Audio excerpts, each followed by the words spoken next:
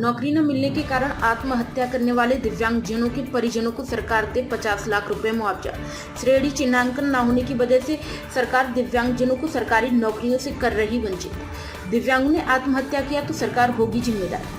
लंबे संघर्ष के लिए तैयार रहे शिक्षित बेरोजगार दिव्यांगजन। कानपुर दिव्यांग महागठबंधन की बैठक में आज नौकरी न मिलने के कारण शिक्षित बेरोजगार दिव्यांगजनों द्वारा आत्महत्या करने पर चिंता जताई गई और सरकार से मांग की गई कि आत्महत्या करने वाले दिव्यांगजनों के परिजनों को 50 लाख रुपए मुआवजा दें।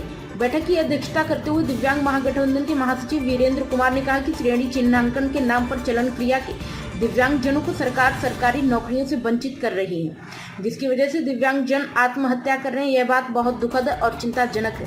सरकार को इस तरफ ध्यान देना चाहिए। आत्महत्या करने वाले दिव्यांगजनों के परिजनों को सरकार 50 लाख रुपए का मुआवजा दे।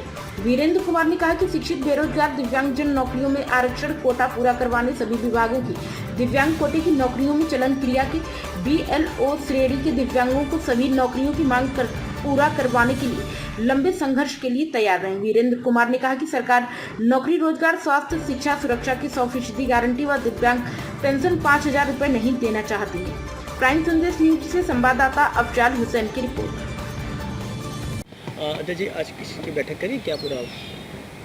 आज दिव्यांग महागठबंधन की बैठक हुई है और बैठक में सबसे बड़ी चिंता ये व्यक्त की गई है कि जो लेखपाल अभ्यर्थी हैं और मुख्य सेविका अभ्यर्थी हैं वो आत्महत्या कर रहे हैं नौकरी न मिलने की वजह से, क्योंकि लेखपाल अभ्यर्थियों को तो पूरी चयन प्रक्रिया में शामिल किया गया और डॉक्यूमेंट वेरिफिकेशन कराने के बाद उनको अक्षम बता करके और नौकरी से बाहर कर दिया गया।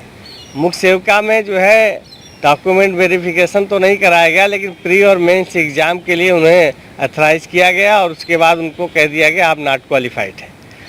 नॉट क्वालिफाइड और अक्षम की परिभाषा ये बताई गई है कि जो विज्ञापन में जारी हुआ उस विज्ञापन में वो श्रेणियाँ चिन्हांकित नहीं थी उन बच्चों की जिन्होंने आवेदन किया है।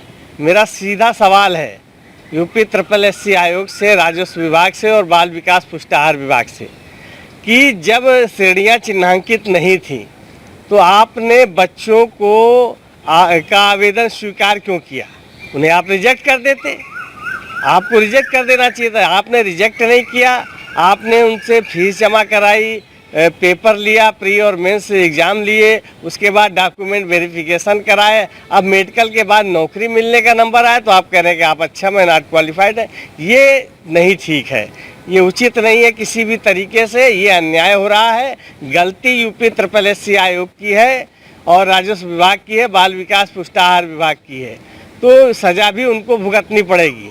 दिव्यांग आत्महत्या कर रहे हैं, सरकार मौन धारण किए हुए है, ये कतई बर्दाश्त नहीं किया जाएगा। हमने अभी 7 तारीख को आंदोलन